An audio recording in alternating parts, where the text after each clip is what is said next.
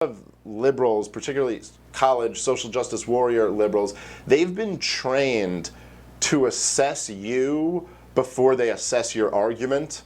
So even if you come in with okay, let me tell you why I'm a libertarian and here's my argument, they're already like, he's a white man. Yeah. He's probably just trying to defend his, power, and he hasn't come to terms with his privilege.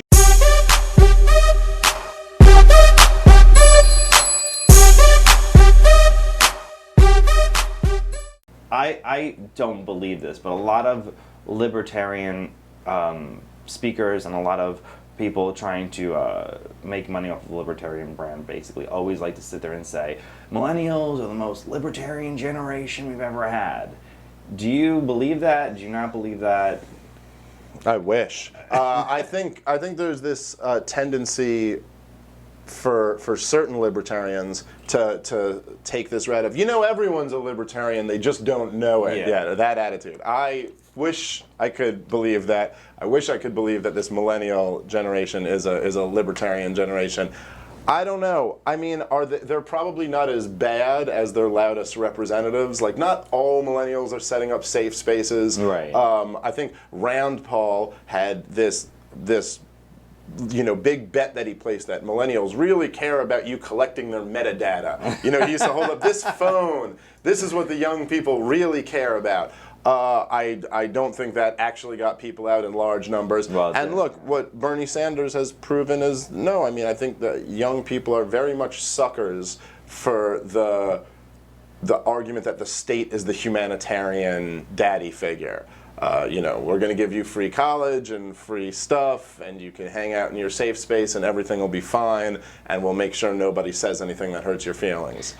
Do you think that there's like a way to take on a Bernie Sanders person where you could sit there and say, like, hey, listen, you hate Wall Street's influence on the government. It's going to make that worse, the government being bigger. Yeah. Well, I think so. I think that's the argument that you have to make. I think you have to sit down and have a real conversation with liberals about what government is. But I do think, let's say if you come at it from a pure libertarian standpoint, like if you come at it from a Ron Paul angle, I think there's a compelling message that can be made to these kids. You can say, okay, look, this guy, Bernie Sanders, who, you guys claim to be anti-war, anti-mass incarceration, anti-government surveillance. Well, Bernie Sanders' track record on those three issues isn't that great. He's supported a lot of militarism. He voted for that same crime bill that Hillary Clinton gets in trouble for voting for. Yeah, Bernie Sanders voted for that. Oh. And now he claims it's like, well, I didn't understand the bill at the time. But he did vote for that. My favorite joke you wrote was your no internet joke, where you said you're addicted to something you don't understand. You fundamentally don't understand. Right. But the best line you had in it was about SOPA, and you said how Facebook and Google and the people stopped. You said it's this beautiful moment where we could control the government if we wanted to, but 2 months beforehand we had indefinite detention. No one gave a shit. Well, it's pretty amazing how, like, the level of outrage that Americans have about certain issues while completely avoiding other ones. I'm glad you like that joke, because it's a few years old now, and now no one cares about this anymore. But yeah, there was this huge uprising to stop SOPA, which was an attempt to regulate the internet. The same year, only a few months earlier, they added a provision into the NDAA bill that said they can detain Americans without charges and hold them indefinitely. And the mass reaction was like, that's not cool. Everyone flipped out. That was my generation. Everyone flipped out. Like, Facebook and Twitter were all on fire, and Google had this whole campaign to shut it down. And they shut it down, by the way. Congress never even voted on the bill. They just proposed it. They were like, maybe we should regulate the internet. And then everyone flipped out, and then they just took it back. They were like, we're just kidding. And it was like, really? That's... Like, we shut it down. It was this beautiful moment in time where you realize that, like, the people really do control the government if they want to. And then we moved on to just find some other issue that we want. But I blame everybody. It's amazing, like, liberal activists who are losing their minds over really important issues like catcalling. Never touch this one because it was from their president, I guess, and they like him. But the media... What self-respecting person who considers themselves a journalist would be like, okay, so they just passed a law that undoes every right that Americans have. And they'd be like, I don't know if we can squeeze that into our coverage. For speech is taken much more harshly than actual policies, President Obama has been the least friendly president since George W. Bush was president towards African Americans. They've done a lot worse during his presidency. Right.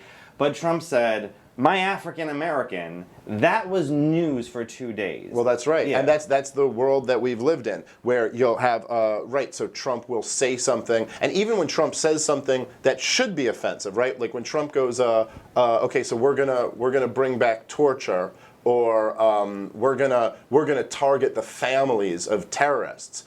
Obama has actually targeted the families of terrorists. With his drone campaign, he's killing family members of terrorists. By the way, one who was a kid who was an American citizen. And that got far less media coverage than just Donald Trump saying it. Like, that's the world we live in. Like, where Donald Trump will be like, we should go after the family members of terrorists. And they go, oh, don't talk about that. My God, that's in such poor taste. Yeah. I mean, do what you got to do, but don't Right. you don't tell people Do you that. think that do you love or hate the fact that the Republican is not a neocon, the Democrat is not a progressive, and the Libertarian is not a libertarian? Like none of the parties follow their mantra. I've never even thought about it exactly like that before, but that is kind of a beautiful thing. I don't know. I don't know what's going to come out of all of this. I don't know if I love it or not. The one part of that I definitely don't love is that the Libertarian isn't a Libertarian. Yeah. I wish we had a real Libertarian. Bill Weld is their VP. It's amazing. Like, I mean, it's amazing the fact that these people built themselves on political purity, and then Bill Weld is their VP, and Gary Johnson. Bill Weld, a guy who looked at this race at the very beginning, and he said, you know who's my guy? Kasich. Yeah. That's who I like.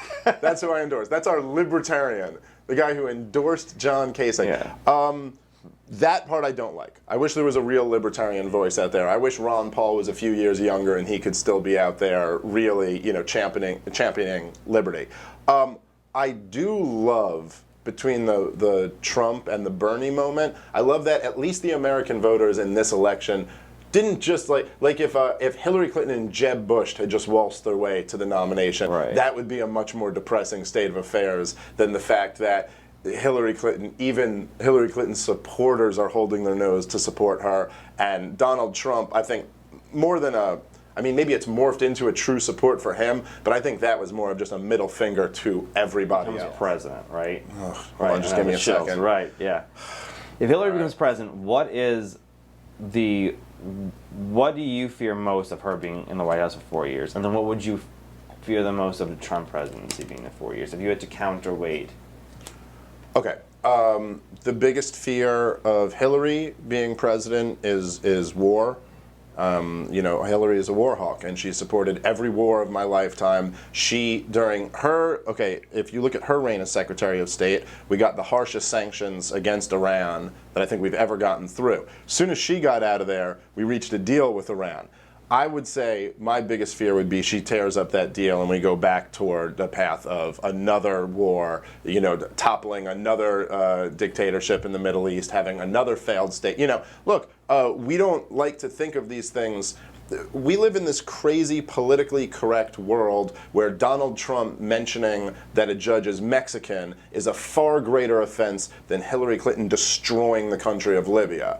But if you look at what's actually scary about a Hillary Clinton presidency is that she destroyed the country of Libya and then bragged about that as an example of her success. Is that video of her laughing? Yes. Yeah. I mean, she's truly a terrifying sociopathic person. And so that's my big fear of Hillary Clinton. The big fear of Trump is, Trump is like, no one knows what he would be as president. Trump is literally, it's literally going, hey, do you want Hillary Clinton or what's behind door number 3? And I'll admit, compared to Hillary Clinton, door number 3 seems very attractive, but it's door number 3. Donald Trump might nuke someone who says he has small hands. Yeah. I don't know what he's capable of doing.